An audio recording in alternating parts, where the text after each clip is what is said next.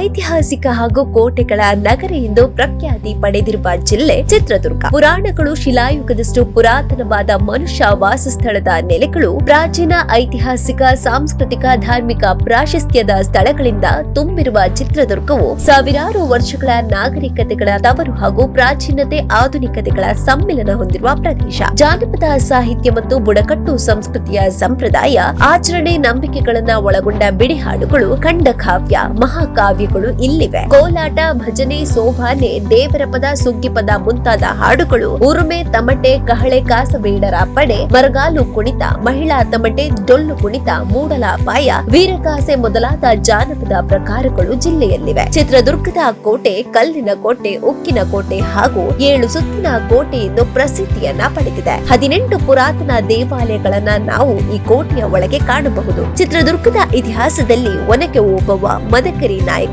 ಬಿಳಿಚೋಡಿನ ಬಿಚ್ಚುಗತ್ತಿ ಭರಮಣ್ಣ ನಾಯಕ ಚಿತ್ರದುರ್ಗದ ಪ್ರಸಿದ್ಧತೆಗೆ ಮತ್ತು ಐತಿಹಾಸಿಕ ಕಥೆಗಳ ಅಮರತ್ವಕ್ಕೆ ಕಾರಣರಾದ ಕಾದಂಬರಿಕಾರ ತಳಕು ರಾಮಸ್ವಾಮಿ ಸುಬ್ಬರಾವ್, ಸಂಗೀತಗಾರ Venkata Subbaiah, R Narasimhacharya, doctor MH Krishna, Hulluru Srinivasa ಜೋಯಿಸರು, ಆಧುನಿಕ ಕನ್ನಡ ಸಾಹಿತ್ಯದ ಅಗ್ರಮಾನ್ಯ ಕವಿಗಳಾದ ಟಿಎಸ್ ವೆಂಕಟನಯ್ಯ, ತಾಸು ಶಾಮರಾಯರು, ಬೆಳಗೆರೆ ಚಂದ್ರಶೇಖರ ಶಾಸ್ತ್ರಿಗಳು, ಬೆಳಗೆರೆ ಜಾನಕಮ್ಮ ಮುಂತಾದವರು ಕಥೆ, ಕವನ, ವಿಮರ್ಶೆ, ಕಾದಂಬರಿ, ಸಂಶೋಧನೆ, ವೈಚಾರಿಕತೆ ಮೊದಲಾದ ಸಾಹಿತಿಗಳು, ಪ್ರಗತಿಪರ ಚಳುವಳಿಕಾರರು, ಚಿಂತಕರು, ಬರಹಗಾರರಾಗಿ ಪ್ರಸಿದ್ಧಿಯನ್ನ ಪಡೆದಿದ್ದಾರೆ.